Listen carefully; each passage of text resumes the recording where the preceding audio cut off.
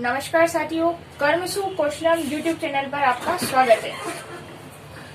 आशा करते हूँ कि आपको पुराने सारे मेरे वीडियो पसंद आ रहे होंगे और आपके लिए काफी यूजीसी नेट की तैयारी करने के लिए आपके लिए काफी हेल्पफुल भी वो रहे होंगे। तो अब हम इसी यूनिट 1 की आगे की कड़ी में हम आगे पढ़ते हैं महर्षि। अब हम पढ़ेंगे कुछ योगियों के जीवन परिचय। पहले महर्षि पतंजलि, गुरु गोरक्षनाथ के, उसके बाद में नारद भक्ति सूत्र में योग, और इस तरीके से आगे जो भी हमारी यूनिट है उसी के आगे एक ही टॉपिक को कवर करते जाएंगे। तो आज हम पढ़ते हैं महर्षि पतंजलि जी के योगिक अवदान और उनका परिचय और योगिक अवदान के बारे में पढ़ते हैं। तो महर्षि पतंजलि जी का एक एक क्वेश्चन करते जाते हैं। महर्षि पतंजलि जी योग का आदि ऋषि बोलते हैं उनको।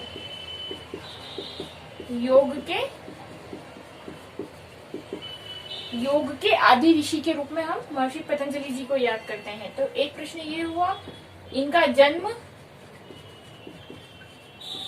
जन्मकाल है लगभग 300 ईसा पूर्व माना जाता है।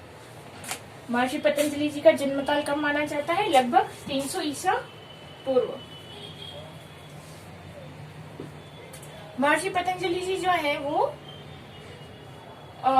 जो शुंग इतिहास के अगर देखें तो किसके शासनकाल में थे वो? तो शुंग वंश के, यानी कि पुष्यमित्र शुंग, राजा पुष्यमित्र शुंग के शासनकाल में वो थे। नेक्स्ट हम महर्षि पतंजलि जी के बारे में पढ़ें तो आता है कि ये इनको किनका अवतार माना जाता था? शेषनाग का। ये बहुत इंपॉर्टेंट प्रश्न है। इनको महर्षि पतंजलि को किनका अवतार माना जाता था? शेषनाग का अवतार माना जाता था, जो विष्णु जी की शैया है। तो महर्षि पतंजलि जी को शेषनाग का अवतार माना जाता था। इन्होंने एक पवित्र ग्रंथ किसकी रचना करी है? योग सूत्र की। इनके पहले कोई भी योग की पुस्तक नहीं थी, केवल गुरु शिष्य परंपरा में ऋषियों से जो है ओरली जो है योग की शिक्षा आगे आगे चली आ रही थी। लेकिन सबसे पहले किसी अगर ग्रंथ की या किसी किताब में या किसी पुस्तक में अगर योग आया है बिल्कुल क्रमबद्ध रूप से, तो वो आया है योग सूत्र में। तो योग सूत्र की रचना किसने करी थी? महर्षि पतंजलि जी ने करी थी। लगभग 200 ईसा पूर्व की थी। कब की थी योग सूत्र की रचना? 200 ईसा पूर्व की थी। इसके अलावा अब योग सूत्र के बारे में हम पढ़ते हैं। योग दर्शन का जो षड दर्शन है उसमें हमने योग दर्शन पढ़ा था। तो योग दर्शन का जो महत्वपूर्ण ग्रंथ है और योग का जो महत्वपूर्ण ग्रंथ है जो है वो क्या है? योग सूत्र के रचयिता महर्षि पतंजलि। तो योग सूत्र जो है वो 4 अध्याय में, यानी कि जिनको क्या बोलते हैं 4 पाद में विभाजित है। कौन कौन से? समाधि पाद, दूसरा साधन पाद, तीसरा विभूति पाद, और चौथा कौन सा है? कैवल्य पाद। इसमें 51 सूत्र है, इसमें 55, इसमें भी 55 सूत्र है, और इसमें 34 सूत्र है। तो इस तरह योग सूत्र जो है वो 4 पाद में विभाजित है, और कुल कितने सूत्र हैं उसमें? 195 सूत्र हैं। समाधि पाद, साधन पाद, विभूति पाद और कैवल्य पाद। जब हम नेक्स्ट शायद तीसरी यूनिट में लगभग योग सूत्र के बारे में पूरी विस्तृत चर्चा होगी, तब हम हर पाद के बारे में जो है जो मुख्य जानने योग्य है प्लस जो हमारे पाठ्यक्रम में है, जो हमारे सिलेबस में है, वो हम उसको पूरा कवर करेंगे। तो इसमें इस प्रकार कुल कितने सूत्र हो गए? 195 सूत्र हो गए।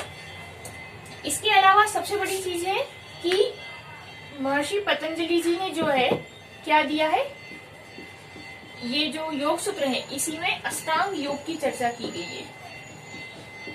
किसकी चर्चा की गई है? अष्टांग योग की। अष्टांग योग को हम देख लेते हैं एक बार। ये आपने सब नोट कर ही लिया होगा और कर लीजिएगा, नहीं तो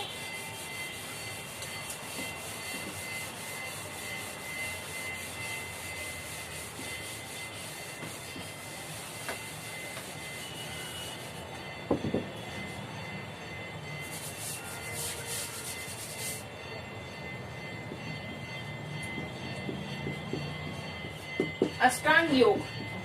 अष्टांग योग क्या क्या है? यम, नियम, आसन, प्राणायाम, प्रत्याहार, धारणा, ध्यान और समाधि। 5, 6, 7 और 8, ये 8 चरण है। इसके पहले चरण से अगर व्यक्ति पालन करना शुरू करे तो आखिर में समाधि यानी कि मोक्ष को प्राप्त करता है। ये 8 चरण जो है भगवान जो महर्षि पतंजलि जी ने है वो उन्होंने बताए हैं। यम भी 5 है और नियम भी 5 है। अब इसके बाद में हम देखते हैं तो अष्टांग योग की बात हो गई। महर्षि पतंजलि जी ने जो है अष्टांग योग दिया। अष्टांग योग के ये 8 चरण हो गए। अब उन्होंने आसन के लिए सबसे सरल क्या कहा है? स्थिर सुखासनम, यानी कि जिस स्थिति में आपको सुख मिले वही आसन है। ये इसकी एक महत्वपूर्ण परिभाषा है। और जो हमारा योग सूत्र है उसमें उसके दूसरे ही श्लोक में जो परिभाषा है योग की वह क्या है? योगश्चित्त वृत्ति निरोधः, यानी कि चित्त की वृत्तियों का, चित्त की चंचलता का, चित्त की वृत्तियों का जो निरोध है वही योग है। तो योगश्चित्त वृत्ति निरोधः तदा द्रष्टुम स्वरूपे स्थानम वृत्ति सारूप्यमितरत्, यानी कि चित्त की वृत्तियों का निरोध ही योग है। और जब चित्त की वृत्तियों का निरोध हो जाता है यानी कि चित्त की चंचलता समाप्त हो जाती है, चित्त स्थिर हो जाता है, तब दृष्टा का अपने स्वरूप में, अपने वास्तविक स्वरूप में जो है स्थिति हो जाती है। और अगर ऐसा नहीं होता है यानी कि चित्त की चंचलता बनी रहती है, उसकी वृत्तियों का निरोध नहीं होता है, तो फिर वो क्या है कि जो है असत्य है उसी को सत्य मान करके और उसकी वास्तविक स्वरूप में अवस्थित नहीं होती और वो ऐसे ही भटकता रहता है। तो योग सूत्र में ये आपको स्क्रीन पर चलते हुए दिख जाएगा। तो योग सूत्र में जो योग की परिभाषा है वो मुख्य यही है, योगश्चित्त वृत्ति निरोधः। हमने महर्षि पतंजलि जी के बारे में पूरा पढ़ा, यही इनके बारे में मुख्य बातें थी। अब हम नेक्स्ट वीडियो में देखेंगे गुरु गोरक्षनाथ जी के बारे में। तब तक के लिए धन्यवाद। और वीडियो को ज्यादा से ज्यादा लाइक करें, शेयर करें, सब्सक्राइब करें, कमेंट भी करें और ज्यादा से ज्यादा शेयर करके थोड़े सब्सक्राइबर बढ़ा दीजिए। धन्यवाद।